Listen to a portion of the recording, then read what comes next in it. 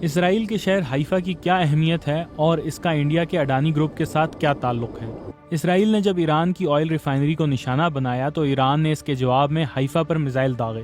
یروشلم میں موجود اسرائیل کے امور کے ماہر سینئر صحافی ہریندر مشرا کے مطابق حیفا اسرائیل کا تیسرا بڑا شہر ہے۔ اس میں اسرائیل کی سب سے بڑی آئل ریفائنری ہے اور یہاں گوگل اور مائکروسافٹ جیسی ٹیک کمپنیوں کے دفاتر بھی ہیں۔ اسرائیلی میڈیا رپورٹس کے مطابق حیفا کی ریفائنری کو چلانے والے بازان گروپ نے کہا ہے کہ اسے رات کے وقت ایرانی میزائلوں سے نشانہ بنایا گیا جس سے پائپ لائنوں اور ٹرانسمیشن لائنوں کو نقصان پہنچا۔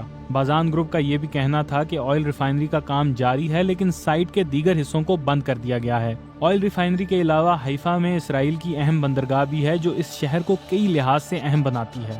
حیفا میں ایک بندرگاہ انڈیا سے تعلق رکھنے والے اڈانی گروپ نے 2023 میں حاصل کی تھی جس کے مالک گوتم اڈانی انڈیا کے وزیر اعظم نریندر مودی سے قریبی تعلقات رکھتے ہیں اور انہیں ایشیا کے امیر ترین افراد میں شمار کیا جاتا ہے۔